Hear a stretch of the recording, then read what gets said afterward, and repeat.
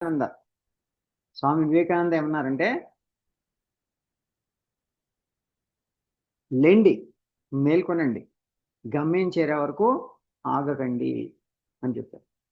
చాలా simple sentence, కానీ ఎంత మీనింగ్ ఉంది దాంట్లో. ఇప్పుడు లక్ష్యం లేకుండా బతుకుతున్నారు కదా. లక్ష్యం ఏముంది?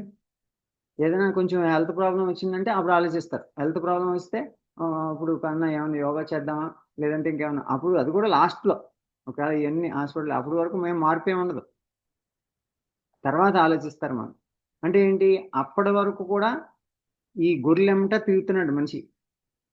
అంటే అందరూ ఏదో గొర్రెల్లా తిరిగిపోతూ ఉంటారు. ఆటిలెమ్మట తిరుగుతూ ఉంటాడు అన్నమాట. గొర్రెలు అంటే మైండ్ లేకుండా ఊరికే అన్ని విషయాల మీద, ఇతర విషయాల మీద మనసు పెట్టుకుని భగవంతుని మీదకి పెట్టకుండా మనిషి లక్ష్యం లేకుండా బతికే వాళ్ళందరూ కూడా ఈ గొర్రెల టైప్. ఏం ఉపయోగం? గొర్రెలే కదా. ఇప్పుడు గొర్రెలు కూడా అలా పోతూ ఉంటాయి కదా. ఎవరో చేస్తున్నారని వాళ్ళు కూడా పోతూ ఉంటారు. వీళ్ళు కూడా అంతే, మనుషులు కూడా. అలా వెళ్ళకూడదు. ఎప్పుడు కూడా మన మనసు అదుపులో పెట్టుకునేటువంటి కర్తవ్యం ఎవరికి ఉంది? ఎవరైనా మన మనసును ఇంకొకళ్ళు అదుపులో పెట్టగలరా? ఎవ్వరూ పెట్టలేరు. మన మనసును మనమే అదుపులో పెట్టుకోవాలి. కాబట్టి మన కోసం ఇంకొకరు సాధన చేస్తే ఏమైనా ఉపయోగపడుతుందా? అదే లేదండి, నా కోసం ఆయన ఎవరో ప్రార్థన చేస్తున్నాడండి, ఏమైనా ఉపయోగపడుతుందా? ఏం ఉపయోగపడదు. మన కోసం మనమే సాధన చేయాలి. కాబట్టి ఈ లక్ష్యాన్ని మనం ఎప్పుడైతే గుర్తుపెట్టుకుంటామో, ఇది మనిషి లక్ష్యము. అందుకని లక్ష్యం లెండి మేల్కొనండి అంటే ఆ లక్ష్యం చేరుకున్నామంటే ఎలాంటి డ్రీమ్ ఉండాలన్నారు అబ్దుల్ కలాం? నిద్ర పట్టనటువంటి డ్రీమ్ కావాలి నీకు. అటువంటి డ్రీమ్ చేయాలి. కనండి, కలలు కనండి. ఎటువంటి లక్ష్యం కావాలంటే అటువంటి లక్ష్యం కావాలన్నమాట. సో అంటే అంత గొప్ప లక్ష్యాన్ని పెట్టుకోవాలి. దానికోసమే నిరంతరము పనిచేస్తూ ఉండాలి. అది. సో కాబట్టి భగవంతుని చేరుకోవడం అంటే హయ్యెస్ట్ గోల్. Highest goal. మిగిలినవన్నీ ఈజీయే. ఏదైనా సాధించేయచ్చు. కానీ ఆ భగవంతుణ్ణి సాధించడం అనేటువంటిది మాత్రమే అన్నిటికంటే ఎక్కువ కష్టమైనటువంటిది. ఎందుకంటే మిగిలినవన్నీ ఎన్ని సాధించినా అవన్నీ పోయేవే. ఏది ఉండదు. శాశ్వతంగా ఉండే లక్ష్యం ఏది? కేవలం భగవంతుడే. అంతకంటే ఏది లేదు. మిగిలినవన్నీ పోతాయి. నువ్వు ఏదైనా సంపాదించు, అన్నీ పోతాయి. నువ్వు ఏది కూడా పట్టుకెళ్ళవు. నువ్వు కూడా పట్టుకెళ్ళేది ఏమన్నా ఉంటే నువ్వు చేసినటువంటి మంచి కర్మలు, సత్కర్మలు, మంచి పనులు, సేవ, నువ్వు చేసినటువంటి ఆ యొక్క ధ్యానము, నీ యొక్క సాధన, అవే నీకు కూడా వచ్చేది. నీ యోగ సాధన ఏదైతే ఉందో అది మాత్రమే నీకు వచ్చేది. కాబట్టి ఆ సాధన లేకుండా మనిషిగా బతుకుతున్నావు అంటే మాత్రం అది మనిషి బతుకు కాదు. అది మాత్రం అంతవరకు కూడా గ్యారంటీ. మరి అందరూ బతుకుతున్నారు కదండి, అందరూ మనుషులు కాదండి. గొర్రెల్ గొర్రెలై ఉండి జస్ట్ మనిషి రూపం తీసుకున్నారంటే వాళ్ళు కూడా బట్టలు వేసుకుంటున్నారని మనుషులు అనుకోకండి. సో కాబట్టి మనిషి అంటే మానవత్వం కలిగినటువంటి వాడు, ఆలోచన శక్తి కలిగినటువంటి వాడు. ఆలోచన శక్తి లేనటువంటి వాడు మనిషి కాదు. ఆలోచన శక్తి ఉన్నప్పుడు ఆ యొక్క మనిషి యొక్క జీవిత లక్ష్యం కోసం ఆలోచించాలి. ఆలోచించకపోతే ఆలోచన శక్తి లేనట్టే లెక్క కదా. సో కాబట్టి అందుకని ఆలోచించాలి. మనకు టైం అయిపోతుంది. Time is precious. Time is short. Life is short. చాలా అత్యంత తక్కువ టైం ఉందన్నమాట. ఉన్న చిన్న టైంలో మనం ఏ విధంగా సాధన చేసి ఆయా లక్ష్యాన్ని చేరుకోగలము అనేటువంటిది ఆలోచించాలి కదా. మనకి ఈ జీవిత కాలంలో సాధించేటువంటి లక్ష్యాన్ని గుర్తుపెట్టుకోకపోతే టైం అంతా వృధా అయిపోతుందా లేదా? అయిపోతుంది. ఏమి ఉండదు. ఆగదు, అసలు ఆగుతూ టైం ఆగదు. టైం ఈజ్ ఎలా అంటే టైం ఫ్లైస్ అంటాం. ఎగిరిపోతూ ఉంటుంది. అంటే ఎన్ని సంవత్సరాలు అయిపోయింది పుట్టి, ఎన్ని సంవత్సరాలు అయిపోయింది. ఒకసారి చూస్తే ఏం చేసాం అని చూస్తే ఏం సాధించాం? మనిషి ఎదిగాం అంతే. ఏం సాధించాం అని ఒకసారి ఆలోచించాం. నిజంగా లక్ష్యాన్ని చేరుకున్నావా? కొన్ని ఇప్పుడు వరకు సాధించినవి ఏమైనా నీకేమైనా ఉపయోగపడతాయా? నువ్వేమైనా కూడా పట్టుకెళ్ళగలవా? ఏం పట్టుకెళ్ళవు. మరి అలాంటప్పుడు ఏమీ సాధించినప్పుడు మరి భగవంతుడు చెప్పినటువంటి ఇది అద్భుతమైనటువంటి సందేశాన్ని మనం పెడచెవిని బట్టి ఇది చదువుకోకుండా, భగవద్గీత చదవకుండా, దీన్ని పాటించకుండా మనం ఎటో తిరిగి ఏయో చదివితే ఏం ఉపయోగం? కాబట్టి తప్పనిసరిగా ఈ యొక్క సందేశాన్ని మనం తీసుకోవాలి. ఇది 10వ శ్లోకంలో చెప్పినటువంటి చాలా ముఖ్యమైనటువంటి శ్లోకం చెప్పారు. అనన్య భక్తి కావాలి, అవ్యభిచారిణి భక్తి కావాలన్నారు. అంటే మళ్ళా ఆ మనసు అటు ఇటు పోయేది కాదు, చాలా దృఢమైనటువంటి మనసు కావాలి. అలా సంపాదించుకోవాలి. ఇంకోటి ఏంటంటే ఎవరు ఏదైనా రకరకాలుగా మాట్లాడినాయి మనసులో చెంచలించుకోవద్దు. అందుకని చెప్పి అలాంటి మాట్లాడే సర్కిల్లో ఎక్కువ ఇనీషియల్గా ఉండకూడదు. కొంచెం సాధకుల దగ్గర ఉండాలి, కొంచెం ఆ సత్సాంగత్యంలో ఉండాలి. అప్పుడు మాత్రమే మనిషి మంచి మార్గంలో వెళ్ళగలుగుతాడు. సత్సాంగత్యం లేదనుకోండి, ఏదో సాంగత్యంలో వెళ్ళిపోతుంటారు. నా చుట్టాలు, నా బంధువులు అని చెప్పేసి వాళ్ళ చుట్టాలతో కూడా తిరుగుతూ నీ టైం అంతా, నీ యొక్క విలువైన సమయాన్ని, మీ విలువైన జీవితాన్ని కూడా వృధా చేసుకుంటుంది. కాబట్టి నీకు చుట్టం అంటే ఎవడో ఉంటే భగవంతుడికి దగ్గరగా ఉండేవాడే నీకు చుట్టం, మిగిలిన వాళ్ళు ఎవరు చుట్టాలు కాదు. ఎందుకంటే నువ్వు నీ యొక్క స్వరూపం ఏంటి? నువ్వు భగవత్ స్వరూపం. నీవు భగవంతుడికి ఎవరైతే దగ్గరగా ఉంటారో, ఎవరైతే సాధన చేస్తారో వాళ్ళే నీకు చుట్టాలు. ఎందుకంటే అదే సత్సాంగత్యం. దానివల్లే నీ యొక్క జీవితం రక్షించబడుతుంది, నీ జీవితం సార్థకం అవుతుంది. అలాంటి సార్థకమైనటువంటి సత్సాంగత్యం చెయ్యి. అది చెయ్యకపోతే జీవితం వృధా అయిపోతుంది. కాబట్టి మంచి పనులు చేయడము, మంచి పనులు చేసే వాళ్ళతో ఉండడము, ఇది చాలా ముఖ్యమైనటువంటి విషయం. అందుకనే ఆది శంకరాచార్య సత్సంగత్వే నిస్సంగత్వం, నిస్సంగత్వే నిర్మోహత్వం, నిర్మోహత్వే నిశ్చలతత్వం, నిశ్చలతత్వే జీవన్ముక్తి.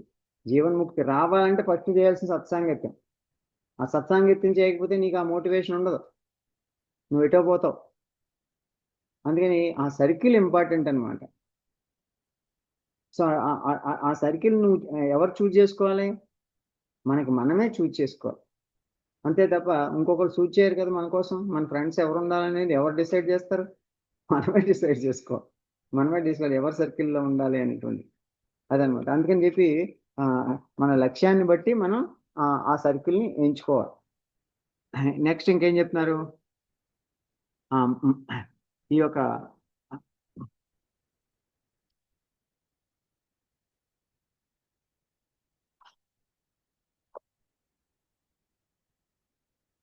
ఇప్పుడు మనకి మనసు ప్రశాంతంగా, మనసు ఆహ్లాదంగా ఉండడం అనేటువంటిది ఇంపార్టెంటే. కానీ ఆ తాత్కాలికంగా ఆహ్లాదంగా, ప్రశాంతంగా, ఆనందంగా ఉంటుందా? కానీ పర్మనెంట్ ఆనందాన్ని పొందగలుగుతున్నావా? పర్మనెంట్ ఆనందాన్ని ఎప్పుడు పొందగలుగుతావు అనేటువంటి ఆలోచించాలి కదా. ఆహ్లాదంగా ఉండాలి అంటే ఏదో నీకు కొంచెం ఇష్టమైన పని చేసి ఆ కాసేపు ఆనందిస్తే అయిపోయిందా? అవలే. ఆ కాసేపు ఆనందించడం కాదు కావాల్సింది, నిశ్చలమైనటువంటి ఆనందం కావాలి, శాశ్వతమైనటువంటి ఆనందం కావాలి. దానికి ఏం కావాలి? దృఢమైనటువంటి చిత్తం కావాలి. అందుకనే మనకి యోగ శాస్త్రంలో ఒక మాట చెప్పారు, కామ్నెస్ ఈజ్ హ్యాపీనెస్ అని చెప్పి. కామ్నెస్ ఈజ్ హ్యాపీనెస్ అంటే మనకు మౌనంగా ఉండడమే ఆనందాన్ని ఇచ్చేటువంటిది.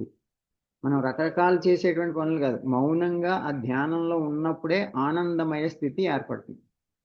కాబట్టి మౌనంగా ఉండు, ఎల్లప్పుడూ కూడా మనసును భగవంతుని మీద ఉంచు అని చెప్పారు అన్నమాట. సో దానికి దీపమును చూసిన వెంటనే ఆ చీకట్లో నుంచి కీటం పరిగెత్తుకు వచ్చేస్తుంది. ఒక కీటకం వచ్చేస్తుంది, దీపం వెలిగిస్తుంది, చీకట్లో వెలిగించిన వెంటనే తప్పకుండా కీటకం వచ్చేస్తుంది. ఏదో కీటకం వచ్చేసి దాని చుట్టూ తిరిగేసి దాంట్లో పడిపోతుంది. అలాగే పంచదార పాకం అక్కడ పెట్టారనుకోండి, అందులో ఈ ప్రాణులు ఏవైతే ఉన్నాయో, చీమలు అవన్నీ కూడా వచ్చేసి ఆ పంచదార పాకంలోకి వచ్చేస్తున్నాయి. అలాగే అవి ఏమి కావాలో వాటి వైపు అవి పరిగెడుతున్నాయి. కానీ అవి ఇంద్రియాలకి లోనై ఉన్నాయి కాబట్టి వాళ్ళు అవి నాశనం అయిపోతున్నాయి, అందులో నాశనం అయిపోతుంది. అలా కాకుండా ఎవరైతే ఇప్పుడు మన లక్ష్యం ఒకటి డిసైడ్ చేసుకున్నాం అనుకోండి, ఆత్మజ్ఞానం పొందడమే లక్ష్యం అని అనుకున్నాం అనుకోండి, అప్పుడు ఆత్మ భక్తుడును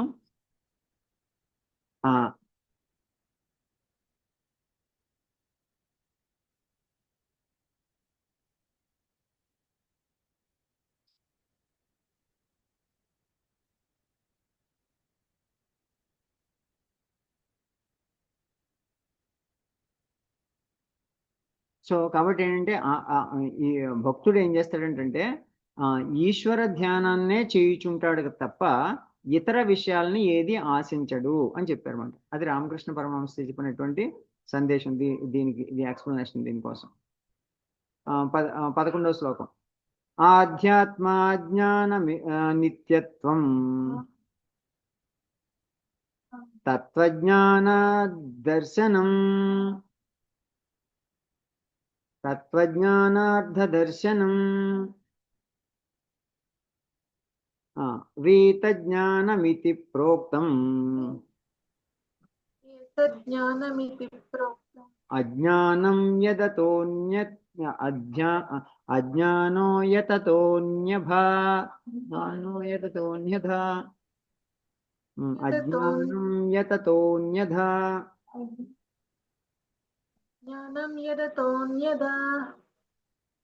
ఇక్కడ ఆధ్యాత్మ జ్ఞానమిత్యత్వం అన్నారు. అంటే ఆత్మజ్ఞానమును నిరంతరము కూడా కలిగి ఉండుట. మనకు ఆల్రెడీ జ్ఞానం ఉంది, కానీ మనం ఎందుకు మర్చిపోయాము? ఒక లేయర్, మాయ అనేటువంటి లేయర్ కప్పబడి ఉంది కాబట్టి మనకు కనబడట్లేదు. అలాగైతే సూర్యుడు మేఘాలు పట్టినప్పుడు కనిపించడం, అదేవిధంగా మనకు ఒక లేయర్ అడ్డుగా ఉంది. సో ఆ తెరను తొలగిస్తే మనకి ఆత్మజ్ఞానం ఆటోమేటిక్గా సాక్షాత్కారం అయినట్టే. సో కాబట్టి ఆ అడ్డు త్వర ఏంటంటే ఈ త్రిగుణాత్మకమైనటువంటిది అయినటువంటి మాయ అనమాట. సో కాబట్టి తత్వజ్ఞానం యొక్క ప్రయోజనం పరిశోధించి తెలిసి కొనుట, ఇవి అన్నీ కూడా జ్ఞానమగును, వీటికి అన్యమైనటువంటిది కూడా అజ్ఞానమగును అన్నారు. అంటే ఏంటి? క్షేత్రం అంటే ఏంటి, క్షేత్రజ్ఞుడు ఏంటి అని క్వశ్చన్లు అడిగారు. ఇంకో 2 క్వశ్చన్లు ఏంటంటే జ్ఞానం అంటే ఏంటి, జ్ఞేయం అంటే ఏంటి అని క్వశ్చన్లు అడిగారు. ఇప్పుడు జ్ఞానం గురించి చెప్తున్నారు. జ్ఞానం అంటే ఏంటంట? జ్ఞానం అంటే ఈ యొక్క తత్వజ్ఞానం యొక్క ప్రయోజనమును పరిశోధించి, ఆత్మజ్ఞానం నిరంతరం కలిగి ఉండడం ఒకటి, అది జ్ఞానం. కానీ తత్వజ్ఞానాన్ని పరిశోధించి ఆ ప్రయోజనమును పరిశోధించి తెలుసుకొని ఇవి అన్నీ కూడా ఎలా ఈ పరిశోధించడము, ఈ యొక్క ఆత్మజ్ఞానం కలగడం కోసం కలిగేటువంటి ప్రయోజనం కలిగేటువంటి పనులు చేయడము, ఇవన్నీ కూడా జ్ఞానం అనబడును. మిగిలిన ఇతరములన్నీ కూడా అజ్ఞానములు అనబడును. కాబట్టి నువ్వు జ్ఞానం కలగడానికి ఏదైతే ప్రయత్నం చేస్తున్నావో అదే జ్ఞానము, జ్ఞాన మార్గం. మిగిలినవన్నీ కూడా అజ్ఞానాలు అని చెప్పారు అన్నమాట. సో కాబట్టి ఇక్కడ 7వ శ్లోకంలో అమాన్విత్వం అని చెప్పారు కదా, అంటే రుజుత్వం అనమాట, స్ట్రైట్ ఫార్వర్డ్ రుజుత్వం కలిగి ఉండడం. అక్కడి నుంచి ప్రారంభమైనటువంటి ఈ శ్లోకం నందు తత్వజ్ఞాన దర్శనము అన్నారు. తత్వజ్ఞాన దర్శనం అంటే తత్వజ్ఞానాన్ని పొందడం. ఈ వరకు ఉన్నటువంటి ఈ యొక్క శ్లోకాలన్నీ కూడా, ఎన్నో శ్లోకం? 7వ శ్లోకం నుంచి 11వ శ్లోకం వరకు ఉన్నటువంటి శ్లోకాలు ఏవైతే ఇచ్చారో ఆ శ్లోకాల్లో ఇచ్చినటువంటివి మాత్రమే జ్ఞానం అని చెప్పారు.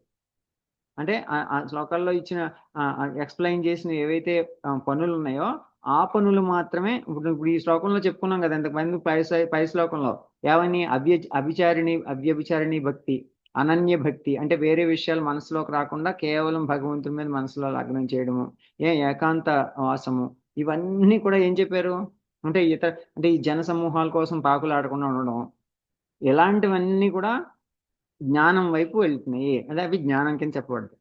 మిగిలినవన్నీ కూడా అజ్ఞానాలు అని చెప్పబడతాయి అన్నమాట. అది. సో కాబట్టి ఈ అలాంటివే మనకి అమాన్యత్వం దగ్గర నుంచి మొదలుపెట్టారు. అంటే రుజువర్తనము, స్ట్రైట్ ఫార్వర్డ్గా ఉండడము, ట్రూత్ఫుల్గా ఉండడము, నిరంతర సాధన చేయడము, ఇలాంటివన్నీ మనకు ఇప్పుడు వరకు నిన్నటి నుంచి చెప్పుకుంటూ వచ్చాం. ఆ చెప్పుకున్నవన్నీ కూడా ఏవైతే క్వాలిటీస్ ఉన్నాయో ఆ క్వాలిటీస్ అన్ని కూడా ఎన్ని రకాలుగా చెప్తున్నారు చూడండి. భక్తి యోగంలో మనకు ఉండాల్సిన క్వాలిటీస్ అన్ని చెప్పారు. ఏమని?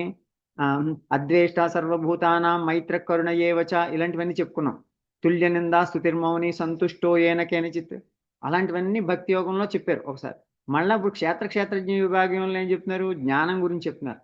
ఎందుకంటే భక్తి షట్కం అయిపోయింది. ఇప్పుడు దీంట్లో చెప్తున్నారు జ్ఞాన షట్కంలో ఫస్ట్ ఆరు కర్మ షట్కం, నెక్స్ట్ 6 భక్తి షట్కం. 6 పద్యాలు, 6 చాప్టర్లు. ఇప్పుడు వచ్చే 6 ఏమిటి? ఈ వచ్చే 6 కూడా జ్ఞాన షట్కం. అందుకని ఇక్కడ జ్ఞానం పరిధిలో మనిషికి క్వాలిటీస్ ఎలా ఉండాలో చెప్తున్నారు. భక్తికి పరిధిలో కూడా క్వాలిటీస్ ఎలా ఉండాలో చెప్పారు. కానీ మనకు కామన్గా చూస్తే జ్ఞానం పరిధిలో, భక్తి యోగంలో, జ్ఞాన యోగంలో, రాజయోగంలో, కర్మయోగంలో అన్నిటిలోనూ కూడా కామన్గా ఉంటాయి చూడండి.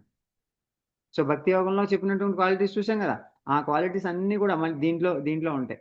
ఆ అనన్య భక్తి అనేటువంటిది ఉంది దాంట్లో. సో కాబట్టి ఇవన్నిటి కూడా ఈ 4 రకాలైనటువంటి యోగాలు ఏవైతే ఉన్నాయో అన్నిటికీ కామన్గా ఉండేటువంటి క్వాలిటీస్ మనం కలిగి ఉండాలి. అలాంటి మంచి లక్షణాలను కలిగి ఉండాలన్నమాట. సో కాబట్టి తత్వదర్శనార్థ తత్వజ్ఞానార్థ దర్శనం అన్నారు ఇక్కడ. తత్వజ్ఞానార్థ దర్శనం అంటే తత్వజ్ఞానార్థ దర్శనం అంటే ఏంటన్నారు ఇక్కడ? తత్వజ్ఞానం యొక్క ప్రయోజనమును పరిశోధించి తెలుసుకోవడం. అది తత్వజ్ఞానం యొక్క ప్రయోజనం ఏంటి? ఇప్పుడు ఏదైనా ఫర్ ఎగ్జాంపుల్ ఆర్టిఫిషియల్ ఇంటెలిజెన్స్ నేర్చుకున్నాం, ఎంఎల్ నేర్చుకున్నాం అంటే ఏదో మంచి జాబ్ వస్తుంది, డబ్బులు సంపాదిస్తున్నాం అని అనుకుంటారు. కానీ తత్వజ్ఞానాన్ని తెలుసుకోవడం అనేటువంటి ప్రయోజనం ఎలా తెలుస్తుంది? తత్వజ్ఞానాన్ని తెలుసుకుంటే ప్రయోజనం అనేటువంటిది ఎలా తెలుస్తుంది? ఎవరన్నా చెప్తే తెలుస్తుందా, మనకు తెలుస్తుందా? భగవద్గీత ఎందుకు చదవాలంటే ఈ యొక్క తత్వజ్ఞానం యొక్క రహస్యాన్ని తెలుసుకుంటాం. ఫస్ట్ తెలుసుకుని అటువైపు ఎటువైపు వెళ్ళాలి, నేను ఈ జీవితం ఎందుకు అనేటువంటి విషయాలన్నీ తెలుస్తాయి అన్నమాట. పర్పస్.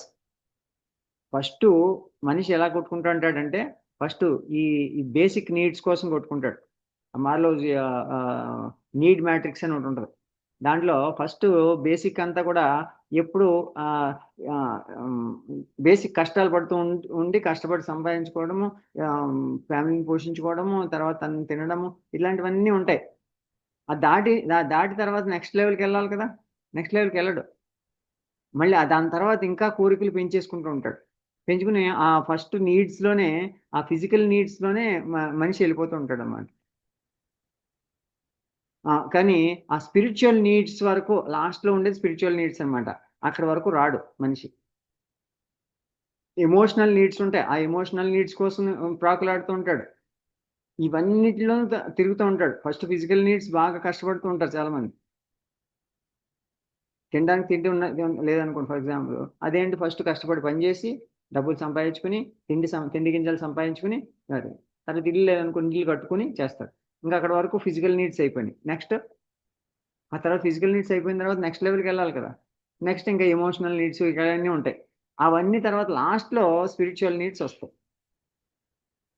మరి స్పిరిచువల్ నీడ్స్కి వెళ్ళినప్పుడు అంటే ఆ స్పిరిచువల్ నీడ్స్ అవసరం లేకుండా మనకి కొన్ని చాలా ఇన్స్పిరేషనల్ స్టోరీస్ కొన్ని చదువుతాం. చాలా గొప్ప వ్యక్తులు, గొప్ప మహానుభావులు, వాళ్ళకి తినడానికి తిండి లేకపోయినా కానీ భగవంతుని మర్చిపోకుండా ఉన్నటువంటి వాళ్ళు మహానుభావులు ఉన్నారు చూసారా, వాళ్ళ జీవితాలను ఆదర్శంగా తీసుకోవాలి.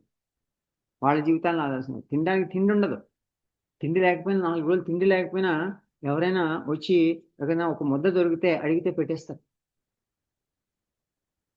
వాళ్ళు మహాత్ములు అంటే ముద్ద దొరికితే అలా పెట్టేసి వాళ్ళ ఆకలి తీరుస్తారు. అలా తీర్చినటువంటి మహాత్ములందరూ కూడా వెంటనే ఆ యొక్క జీవితానికి మోక్షానికి ముక్తిని పొందేశారు. ఎందుకంటే ఫిజికల్ నీడ్స్ అలాంటివన్నీ పట్టించుకోలే. కేవలం భగవంతుడే ఇదే లక్ష్యము అని డిసైడ్ చేసేసుకున్నారు వాడు. డిసైడ్ చేసుకున్న ఈ ఫిజికల్ నీడ్స్ ఇది అనవసరం అని తేల్చేశారు అనమాట. అంత మహానుభావులు అనమాట. సో కాబట్టి వాళ్ళ నుంచి మనం నేర్చుకోవాలి. ఇప్పుడు మనకి రామదాస్ గారిని జైల్లో పెట్టారు. జైల్లో పెడితే ఆయన దేని గురించి అయినా ఆలోచించాడా? నాకు ఒక్కసారి దర్శనమి స్వామి అని చెప్పేసి ఆయన దర్శనం కోసమే నిరంతరం తప్పిస్తూ ఉన్నాడు. అంతే తప్ప నన్ను జైల్లో పెట్టేశారు ఇలా ఏమనుకోలే. నిరంతరం ఆయన దర్శనం, నువ్వు ఒక్కసారి దర్శనం ఇయ్యి అని చెప్పేసి అలా తప్పించినటువంటి వాళ్ళు అనమాట. సో అన్నమాచారి కీర్తనలు మీరు చూసుంటారు. అన్ని విన్న తర్వాత మీకేమనిపించింది? అన్నమాచారి అంతా అన్నిటినీ వదులుకుని వెళ్ళిపోయి కేవలం ఆ భగవంతున్నే లక్ష్యంగా పెట్టుకుని ఆయన కోసం తప్పిస్తానే ఉన్నాడు. అదే తపము అంటే. అది తపస్సు అంటే ఏంటి? భగవంతుని కోసం తప్పించడం. అదే తపస్సు. అలా తప్పించినటువంటి వాళ్ళు అనమాట.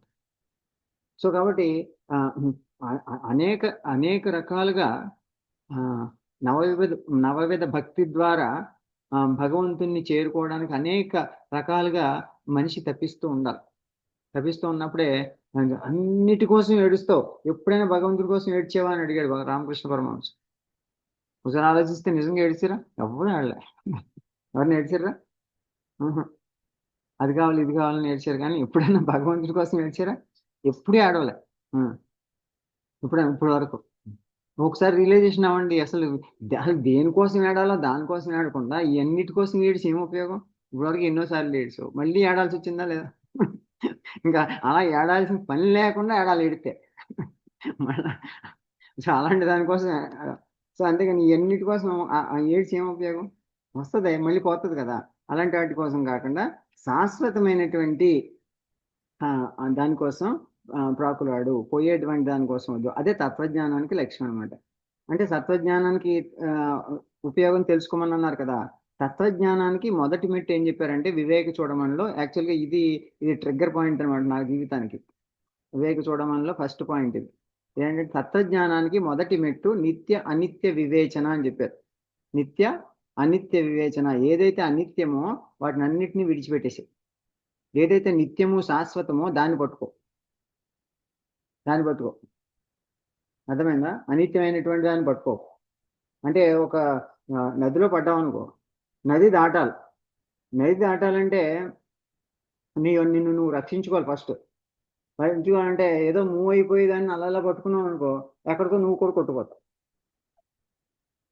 అది అనిత్యమైనటువంటిది. కానీ నిత్యమైనటువంటి ఒక పోల్ని గట్టిగా స్ట్రాంగ్గా పట్టుకునేటువంటి ఒకటి దొరకాలి కదా. అయితే ఏంటి, ఒక పడవ ఉంది, ఆ పడవని తీసుకెళ్ళి ఆ స్ట్రాంగ్గా లంగర్కి కట్టేసి వదులుతారు. లంగర్ కట్టేసి వదిలితే అది ఎంత వేగంగా నది వెళ్ళిపోయినా కానీ ఆ పడవ అక్కడే ఉంటుంది. లంగర్ వేస్తారు కాబట్టి. ఆ లంగర్ వేయకుండా మర్చిపోయి వెళ్ళిపోయాడు ఏమవుతుంది?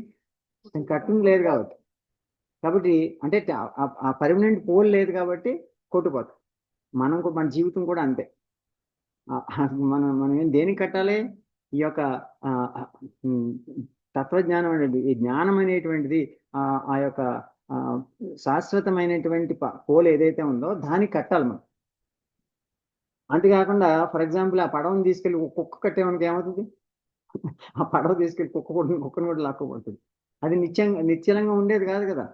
కాబట్టి అనిత్యమైనటువంటి దానికి కట్టకక్కడ నీ పడవని తీసుకెళ్ళి నిత్యమైనటువంటి దానికి కట్టు. నిత్యమైన శాశ్వతమైనటువంటి కట్టు. అదే చెప్పారు మరి. తత్వజ్ఞానానికి ఆ మెట్టు ఉంది కాబట్టి దాన్ని ఆధారం చేసుకోను అని చెప్పారు. కాబట్టి ఈశ్వరుడు సర్వవ్యాపమైనటువంటి ఆయన ఉన్నాడు కదా. మరి అలాంటప్పుడు ఆయన్ని ఎక్కడైనా చూడగలగాలి కదా మనం. మరి అలా ఎందుకు చూడలేకపోతున్నాం? కారణం ఏంటంటే మనం అసలు కృషి చేయట్లేదు కదా. చూడడానికి ప్రయత్నమే లేదు. ప్రయత్నం లేనప్పుడు ఎలా కనపడతాడు? ఇప్పుడు మనకి ఏదో ఇక్కడ చెప్తున్నాను, నువ్వు నిద్రపోతున్నావు. నేను భగవద్గీతలో ఏం చెప్పాను నీకేం తెలుస్తుంది? అవునా కదా. సో కాబట్టి ఏంటంటే మనకి ఎప్పుడైతే దీని మీద ధ్యాస ఉందో అప్పుడే చూడగలుగుతాం. అలాగే భగవంతుని మీద ధ్యాస ఉంటే భగవంతుని ఎక్కడైనా చూడొచ్చు నువ్వు. సో కాబట్టి అటువంటి మనం ధ్యాస కలిగి ఉండాలి అని ఇక్కడ చెప్తూ ఉన్నారన్నమాట. సో మనం ఏదైతే చూడాలనుకున్నామో అదే చూస్తాం. ఏదైతే చూడాలనుకున్నామో ఫర్ ఎగ్జాంపుల్ ఇక్కడ 10 ఐటమ్స్ ఉన్నాయి. నువ్వు దేని మీద దృష్టి పెడుతుందో అదొకటే నీకు కనిపిస్తుంది. అలాగే ఇక్కడ అన్నీ ఉన్నాయి, భగవంతుడు ఉన్నాడు.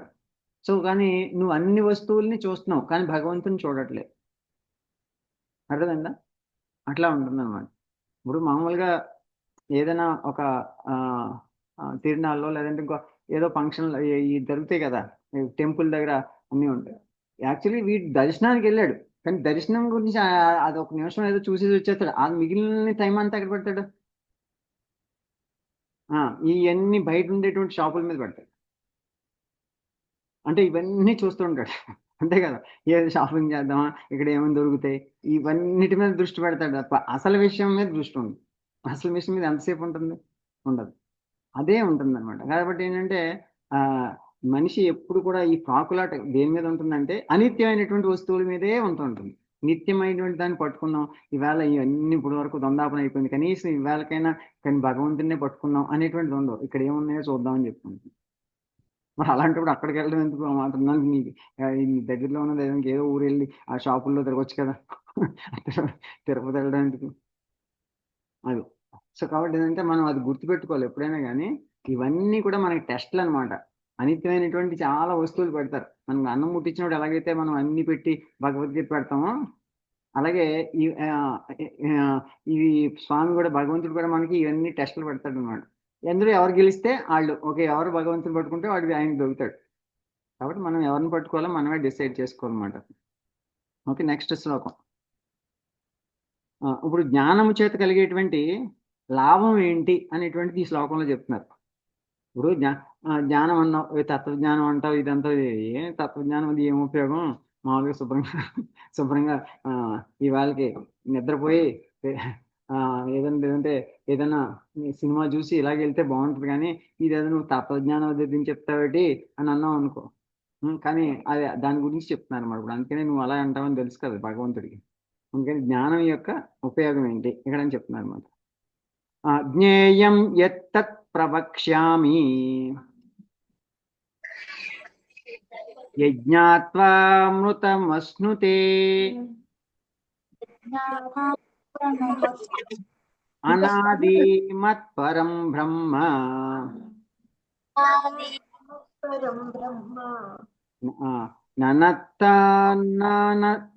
ననదుచ్యతే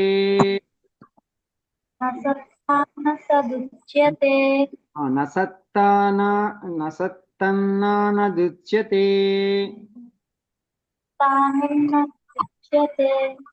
అది. సో అంటే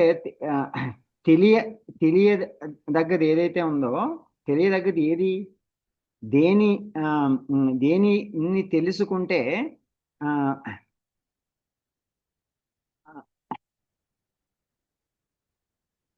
దేనిని ఎరిగినటువంటి వాడు చిరంజీవి అదే చెప్పుచున్నాడు ఇక్కడ. అంటే ఏంటి? ఇప్పుడు హనుమంతుడు ఉన్నాడు. హనుమంతుడు ఎప్పుడూ ఉంటాడు, ఎందుకంటే జ్ఞాని కావు. ఎప్పుడూ ఎల్లవేళ్ళ ఉంటాడు. ఇప్పుడు పిలిస్తే ఎప్పుడో వస్తాడు. సో కానీ అది ఎలా వచ్చింది ఆయనకి? ఆ చిరంజీవి తత్వం ఎలా వచ్చింది? దేనివల్ల తెలుసుకుంటే వచ్చింది అది? అది ఏదైతే దేనివల్ల వచ్చిందంటే, అది అనాది అయినటువంటి పరబ్రహ్మము ఉన్నదియో లేక లేనిదియో చెప్పబడేటువంటిది. కాబట్టి ఇక్కడ 9వ అధ్యాయంలో 9వ శ్లోకంలో భగవానుడు తనను మృత్యుహు అన్నాడు. అంటే మృత్యువుని నేను అని చెప్పాడు ఆయన. అంటే అమృత్యువుని కూడా నేనే. అంటే రెండు ఉన్నాయి ఇక్కడ, మృత్యువు అమృత్యువు, సత్ అసత్య. సో కాబట్టి ఇక్కడ సత్ అనేటువంటిది ఏంటి? సత్ అనేటిది శాశ్వతంగా ఉండేటువంటిది. అసత్ అంటే లేనిది. కాబట్టి ఇక్కడ సగుణ బ్రహ్మము ప్రపంచ స్వరూపముగా ఉన్నప్పుడు ఆ పరస్పరము, ఆ ప్రపంచ స్వరూపంలో మనం ప్రపంచంలో ఉన్నాం, ఈ యొక్క ప్రకృతి అంతటినీ చూస్తున్నాం. అప్పుడు కూడా ఇది అనిత్యమైనప్పుడు కూడా దాంట్లో కూడా నిత్యమైనది చూస్తూ నేర్చుకోవాలి మనం. ఇప్పుడు చెట్టు ఉంది, చెట్టుని చెట్టులా చూడదు, భగవంతుడిలాగా చూడు. ఆవు ఉంది, ఆవుని భగవంతుడిగా చూడు. పాము ఉంది, పాముని భగవంతుడిగా చూడు. అది మనం నేర్చుకోవాలి. మనిషి ఉన్నాడు, మన ఎదురుకున్న మనిషి ఉన్నాడు, ఆ మనిషిని భగవంతుడిగా చూడు. అలా అందుకనే ఆ యొక్క అసత్ ఏదైతే ఉందో నువ్వు చూసేది అసత్ కాదు, అక్కడ సత్యాన్ని చూస్తున్నావు. కాబట్టి see the truth in everything. Okay. ఇప్పుడు మామూలుగా చిన్నపిల్లలకి గాడ్ అంటే ఏమైనా ఎక్స్ప్లెయిన్ చేయాలనుకోండి, good is God, bad is evil is devil అని చెప్పండి ఇంతకుముందు. చిన్నపిల్లలు ఎవరన్నా క్వశ్చన్ అడిగితే గాడ్ అంటే ఏంటని, దేవుడు అంటే ఎవరు? అందరిలోనూ మంచిని చూస్తే అదే దేవుడు అండి. కాబట్టి మంచి ఏదైతే ఉందో అదే దేవుడు, చెడు ఏదైతే ఉందో అదే దెయ్యం. కాబట్టి అందరిలోనూ చెడు ఎదుగుతున్నావు అనుకో, నువ్వు దెయ్యాలను ఎదుగుతున్నావు లెక్క. కాబట్టి do not search for the, అంటే ఎవరిలోనూ తప్పు ఉండొచ్చు, ఆ తప్పులు నువ్వు పట్టుకోవడం. నువ్వు దెయ్యాలను ఎదగడం, నువ్వు దేవుణ్ణి పట్టుకో. అన్నిటిలోనూ మంచి ఉంటుంది, ఆ మంచినే చూస్తూ ఉండు. అప్పుడు నీ మనసు ఎక్కడ ఉంటుంది? కేవలం మంచి మీదే, భగవంతుని మీదే ఉంటుంది. అది ఇంపార్టెంట్ క్వాలిటీ. భక్తుడికి ఇంపార్టెంట్ క్వాలిటీ ఏంటంటే ఎప్పుడు seeing the God in everything, everyone. That means seeing the good in everyone. Seeing the good in everyone, ప్రతి దాంట్లో మంచినే చూస్తూ ఉండాలి. సో అలా మనకి కొన్ని చికాకు అనిపించవచ్చు, కొన్ని అసహ్యంగా అనిపించవచ్చు, కానీ వాటిల్లో కూడా ఇప్పుడు వరాహ అవతారం ఉందండి. వరాహ అవతారం మరి పందిని చూస్తే మనకి అసహ్యంగా కనిపిస్తూ ఉండొచ్చు. మరి అక్కడ ఆ పందిని చూసినప్పటికి కూడా మనం పంది అని అనుకోకూడదు అక్కడ. సో అక్కడ వరాహం అనేటువంటి దాన్ని మనం గుర్తుపెట్టుకోవాలన్నమాట. ఇన్ని స్వరూపాలు ఉన్నాయి భగవంతుడికి అని చెప్పి మనం ఒక ఆ యొక్క ఆశ్చర్యంగా ఇవన్నిటిని మనం తీసుకోవాలి. వాటిల్లో కూడా మనం భగవంతుని చూస్తూ ఉంటాం అన్నమాట. ఇక్కడ దీంట్లో అదే చెప్తున్నారు, సగుణ బ్రహ్మము ఈ ప్రపంచ స్వరూపంగా కనిపిస్తూ ఉంది. అంటే ఒక విగ్రహం రూపంలోనో, ఒక చెట్టు రూపంలోనో, ఇలా సగుణ బ్రహ్మం అంతా కనిపిస్తూ ఉంది. అదే మనకి దీంట్లో విభూతి యోగంలో ఎక్స్ప్లెయిన్ చేశారు. ఏమని విభూతి యోగంలో ఏం చెప్పారు? విభూతి యోగంలో ఏవైతే విభూతులు ఉన్నాయో, అశ్వత్థ వృక్షాన్ని నేను, తర్వాత దైత్యానం ప్రహ్లాదుడు నేను, ఇలాగ అన్ని చెప్పుకుంటూ వచ్చారు. అంటే ఏంటి, మహాభక్తుడు కూడా భగవంతుని యొక్క స్వరూపమే అని చెప్పి ఆయన యొక్క స్వరూపాలన్నీ చెప్పుకుంటూ వచ్చారు. కాబట్టి అలాంటి భావన ఎందుకు చెప్పారంటే సగుణ బ్రహ్మను ఎక్కడెక్కడ చూడొచ్చు, ఏ విధంగా చూడొచ్చు అనేది చెప్పారంతే. కానీ ఆ యొక్క పరమాత్మకి ప్రతి అణువున ఉన్నటువంటి పరమాత్మకి అంతటా తానే త్వమేవ సర్వం మమ దేవదేవ, అంతటా తానే ఉన్నటువంటి వానికి ఇది భగవంతుడు, ఇది కాదు అని చెప్పడానికే లేదు. ఇది కాదని చెప్పడానికి నువ్వు చూసే విధానంలో ఉంటుంది. కాబట్టి అంటే చూసేది మనం అలా చూడాలి అని చెప్తున్నారు అనమాట. సో కాబట్టి మనకి ఇక్కడ పరస్పర వ్యతిరేక భావాలని అనుకోకూడదు. ఈ ప్రకృతి కనిపించినప్పటికి కూడా ప్రకృతిలోనూ కూడా భగవంతుని యొక్క తత్వం ఉంది. అదే మనం చెప్పుకున్నాం కదా, ఏమని, ఈ వెనక ఏదైతే నడిపిస్తూ ఉందో పురుషుడు ప్రకృతి అని చెప్పి, ఈ ప్రకృతి ఏదైతే ఉందో ఆ ప్రకృతిని నడిపించేటువంటి చైతన్య శక్తి ఏదైతే ఉందో ఆ శక్తిని మనం చూస్తూ ఉండాలి. ఇప్పుడు అక్కడ మూవ్ అవుతుంది ఏదైనా, ఒక చీమ మూవ్ అయినా, ఇంకో దోమ మూవ్, ఇంకోటి ఏదైనా మూవ్ అయినా కానీ అదంతా కూడా ఎవరి శక్తి? భగవంతుని యొక్క శక్తి. ఆశ్చర్యం ఏంటంటే మనం భగవంతుని యొక్క శివుడు ఆజ్ఞ లేని చీమైనా కుట్టదంటారు, గుర్తుందా? సో కాబట్టి ఏంటంటే మనం నిజంగా భగవంతుని యొక్క ధ్యానం చేస్తున్నాం అనుకో, తల్లి ఎంత అయితే ప్రేమగా చూసుకుంటుందో అంత ప్రేమగా చూస్తాడు స్వామి, అంత ప్రేమగా చూసుకుంటాడు. మనకి ఎటువంటి ఆపద రాకుండా అంత జాగ్రత్తగా కాపాడుకుంటాడు అన్నమాట. కాబట్టి అనన్య చింతయంతో మాం ఏ జనా పర్యుపాసతే తేషాం నిత్యాభియుక్తానాం యోగక్షేమం వహామ్యహం అన్నారు. యోగక్షేమం వహామ్యహం. ఎప్పుడైతే అన్య భావన లేకుండా భగవంతున్నే చింతన చేస్తూ ఉంటావో నీ యోగక్షేమాలు నేను చూసుకుంటాను అని చెప్పారు. మరి అంత గ్యారంటీగా చెప్పినప్పుడు ఎప్పుడు నీ యోగక్షేమాల కోసమే ఆరాటపడుతుంటావే, అంతే కదా? యోగక్షేమాల కోసం ఎందుకు ఆరాటపడాలి? అవసరమే లేదు.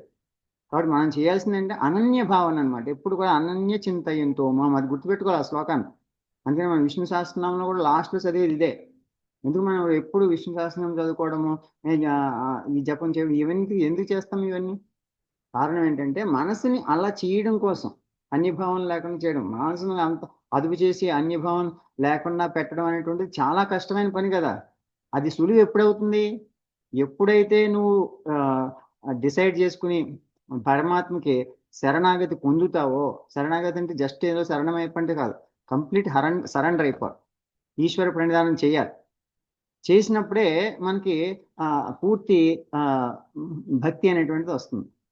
కాబట్టి ఎప్పుడైతే పూర్తి భక్తి వచ్చిందో మనసు ఎప్పుడు అన్యభావం లేకుండా భగవంతుని మీద ఉంటుంది. ఎవరైనా ఏదైనా మాట్లాడుకునేవాడు, కానీ మన మనసు ఎక్కడ ఉండాలి? భగవంతుని మీద ఉండాలి. మన మిగిలిన విషయాల మీదకి వెళ్ళకూడదు. ఇవన్నీ విషయాలు మనకెందుకు? అలా అనమాట. అలాంటివి ఎవరైతే ఉంటాయో వాళ్ళు యోగక్షేమాలు అంత జాగ్రత్తగా కాపాడుకున్నాడు. యాక్చువల్గా నువ్వు చీమలు కుట్టే ప్లేస్ కూర్చున్నా, దోమలు కుట్టే ప్లేస్ కూర్చున్నా, అలా నువ్వు అక్కడ కూర్చోమని కాదు నేను చెప్పేది. అంటే అవి కూడా కుట్టాలన్నా కానీ అవి కుట్టకుండా చేయడం. వీటికి ఏదో భగవద్గీత చదువుతుంది, కాసేపు దోమలు కుట్టుకుందాం, కుట్టద్దద్దులు అని చెప్పేసి ఆయన ఆర్డర్ చేయడానికి ఏం కుట్టవు. అట్లా అనమాట, అట్లా ఉంటుంది. అట్లా అనమాట కాసేపు అలా నువ్వు మళ్ళీ మనసు మారిపోయిన తర్వాత మళ్ళీ మామూలు అవన్నిటికీ మళ్ళీ ఫ్రీడమ్ వచ్చేస్తుంది అనమాట. అట్లా. సో కాబట్టి నీ మనసు ఎక్కడ ఉందనేటువంటిది. అందుకనే మనకి ఒకసారి చూస్తే ఋషులు ఎన్నో సంవత్సరాలు అలా తపస్సు చేసుకుంటూ ఉండిపోయారు అడవిలో. అడవిలో ఎన్నో రకాల జంతువులు ఉంటాయి, ఎన్నో రకాల జీవరాశులు ఉంటాయి. ఒక పులి వెళ్ళి "ఇగో ఈ ఋషిని తినేయని" చెప్పాడా? చెప్పలే కదా. అలాంటి సందర్భాలే ఉండవు. అంటే అంత అంత కేర్ చేస్తాడన్నమాట భగవంతుడు. ఓకే. ఆ ఎక్స్‌పీరియన్స్ నాకు ఎన్నో ఉన్నాయి. ఇలాంటివి చెప్పాలంటే సైకిల్ యాత్రలో గాని, ఇలాగ అనేక చోట్ల చిక్కుకుపోయినప్పుడు గాని, అన్ని చోట్ల కూడా అలా అంత కేర్ చేస్తాడన్నమాట భగవంతుడు. అందుకని మనం ఎప్పుడు కూడా చింతన, అనన్య భక్తి అనేటువంటిది అలవాటు చేసుకోవాలన్నమాట. ఇక్కడ ముఖ్యంగా చెప్పినటువంటి విషయం ఇది ఈ శ్లోకంలో. ఓకే. సో, కాబట్టి ఈ నిర్గుణ పరబ్రహ్మ, అలాగే సగుణ బ్రహ్మ కనిపించేటువంటి వస్తు రూపంలో ఉన్నటువంటిది. అవన్నిటిని కూడా రెండిటిని 2 విధాలుగా చూడకుండా, ఆ వికారాలన్నిటిని కూడా మర్చిపోయి అమృత తుల్యమైనటువంటి ఆ పరమాత్మని చూడడం మనం అలవాటు చేసుకోవాలి. సత్యం ఏదైతే ఉందో దాన్నే చూస్తూ ఉండాలి. అసత్య విషయాన్ని అంటే శాశ్వతం కాని దాని మీద మన మనసుకి వెళ్ళనివ్వకూడదు అని. సో, కాబట్టి అఖండ పరబ్రహ్మయందు సమాధి యందు మాత్రమే ఎరుగుదువు. అఖండ పరబ్రహ్మ అంటే ఈ యొక్క అవ్యక్త రూపం ఏదైతే ఉందో అది సమాధి జరిగిన తర్వాత మాత్రమే జరుగుతుంది. కానీ ముందులో సమాధి స్థితి ఎలా కలుగుతుంది? కలగదు. ధ్యానానికెళ్ళడమే కష్టం.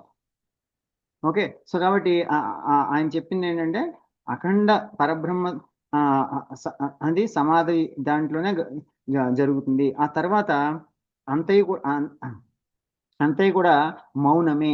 ఒకసారి అలా అఖండ పరబ్రహ్మ యొక్క తత్వం వచ్చిన తర్వాత పూర్తి మౌనంలోకెళ్తాం. ఇంక అసలు ఏది కూడా నీ మనసుని డిస్టర్బ్ చేయదు. సో, కాబట్టి జీవులు ఈ జగత్తు వీటి గురించి పరిశోధనలో జ్ఞానము, అజ్ఞానము అనేటువంటి వివాదం ఇదంతా కూడా పూర్తిగా తొలగిపోయి ఇక్కడ స్థిరముగా ఉంటుంది.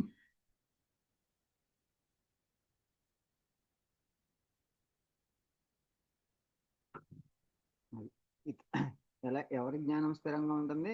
ఎవరైతే తాబేలు ఈ ఇంద్రియాలన్నిటిని లోపల తీసేసుకుంటుందో, అలాగే ఈ విషయాల నుంచి ఇంద్రియాలని, ఈ మనసుని కూడా లోపలికి ఎవరికి తీసుకొని నిలబెట్టుకుంటారో, వాళ్ళ జ్ఞానం స్థిరంగా ఉంటుంది అని చెప్పారన్నమాట.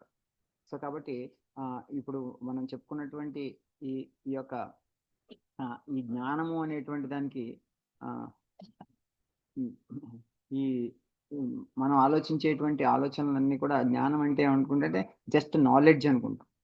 నాలెడ్జ్ అంటే ఏంటంటే సర్వైవల్ నాలెడ్జ్ కాదు. అంటే కోటి విద్యలు కూటి కోసం లాగా సర్వైవల్ నాలెడ్జ్ కాదు.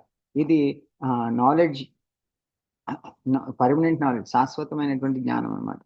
ఆ జ్ఞానాన్ని సంపాదించడం కోసం మనం నిరంతరం కూడా ప్రయత్నం చేస్తూ ఉండాలి. అది వాస్తవాన్ని తెలుసుకోవడానికి ప్రయత్నం చేస్తూ ఉండాలని చెప్తున్నారన్నమాట. ఓం తత్సదితి శ్రీమద్భగవద్గీతాసు ఉపనిషత్సు బ్రహ్మ విద్యాయాం యోగశాస్త్రే శ్రీకృష్ణార్జున సంవాదే క్షేత్రజ్ఞవిభాగయోగో నామ त्रयोदशाध्यायः। त्वमेव माता च पिता त्वमेव बन्धू च सखा त्वमेव विद्यां द्रविणं त्वमेव सर्वं मम देवदेव त्वमेव सर्वं मम देवदेव। సర్వం కూడా పరమాత్మ స్వరూపంగా భావించి ధ్యానం.